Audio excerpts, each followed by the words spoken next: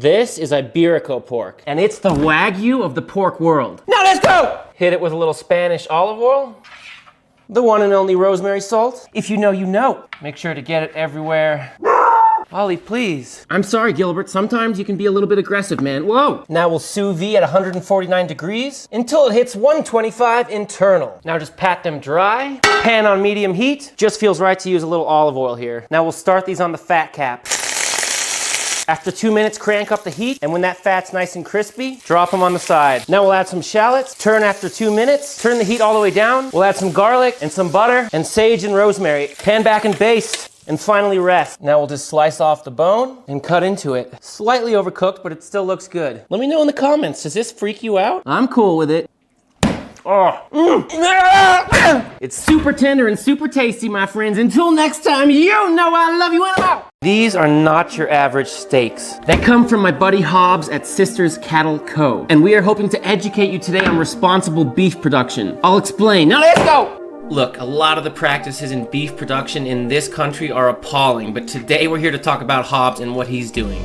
He practices regenerative grazing, which reestablishes the ancient balancing act where grazers, plants, microbes, and fungi form a complete cycle, building a carbon-rich soil. That means these cows are on the move all the time, and they're eating a diet of 50 different plants and grasses. And trust me, you can taste it. Look, our message today is to support local farms and support responsible farming practices. What he does is good for the soil, good for the cows, and good for us. And as an added bonus, this beef, it's definitely some of the best I've ever had. I guarantee you, no matter where you live, there is a local farm you can be supporting right now. Do a little Googling and you'll find them. Until next time, my friends, you know I love you and I'm out.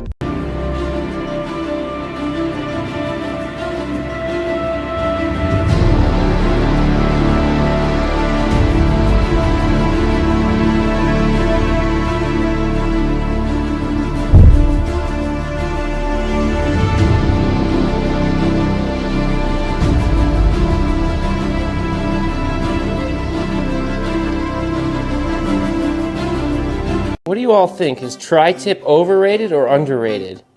I'm switching things up today. I'm gonna totally freestyle the recipe. Here, now let's go! Starting by toasting some spices. And we're gonna microplane some garlic, turmeric, and ginger. Then just pulverize a bit more and add the molasses. And stir again. And rub it in. Both sides. And this should act as a binder. The spices have been going low heat for 5 minutes. Just kill the heat and let them cool. Rosemary salt, if you know, you know. Add to the spices and grind until you've got a nice powder. And just rain it down. I'm having a lot of fun.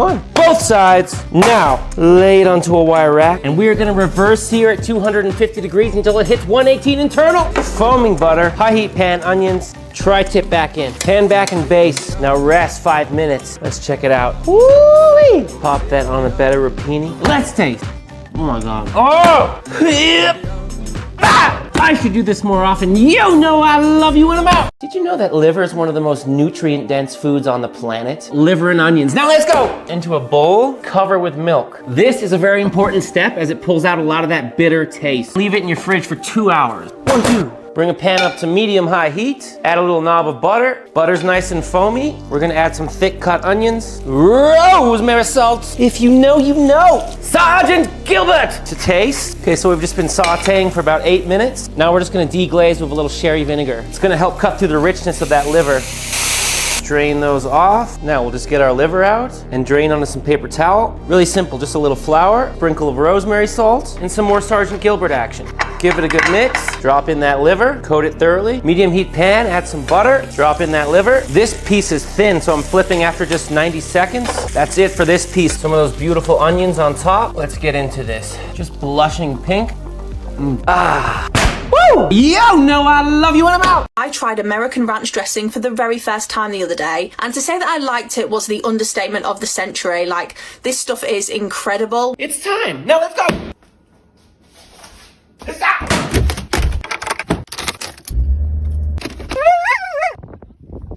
Yes, this is still about ranch.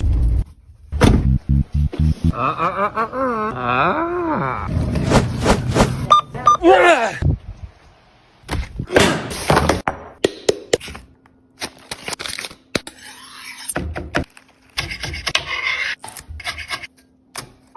one main purpose for this. The crust of pizza. Yeah! If you're gonna eat ranch dressing, eat it like this. I checked and you can order this on Amazon. Well, I hope that helps. Yo, know I love you when I'm out. Look, BLTs are great, but this BLT is legendary. Now let's go! Sheet pan, parchment, and bacon. Always bake your bacon at 400 degrees. If you don't believe me, just go read the comments. Butter up some sourdough bread, and just rain down a little rosemary salt. If you know, you know. Medium heat pan, toast up that bread. Pull the bread off when it looks like this. Took about 4 minutes. Slice up some tomato, about a 1/4 inch. Always a little bit of salt and Sergeant Gilbert. On the tomato, I'm doing avocado too. Baking took 20 minutes for me, just drain it. Let's build. Basil, garlic, Parmesan mayonnaise. Oh, avocado here on the bottom. Now go to town with the bacon. Tomatoes up here, and butter lettuce. Cap it. Slight pressure. Oh, don't mind me, fridge. I'm just sweeping right here. That's as good as it gets, my friends. Until next time, you know I love you when I'm out. Here we have some century eggs. Yeah. Oh. Okay, whoever's egg cracks first has to eat the first century egg. Let's go. Oh. Chef authorized in the house. Let's go. Oh. Hey. Who's gonna win? Let's go, man. Ready? Okay. One. Yeah. 2, 3. Yeah!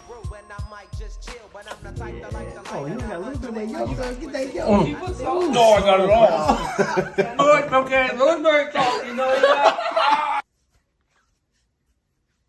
No. Yes. Felt good.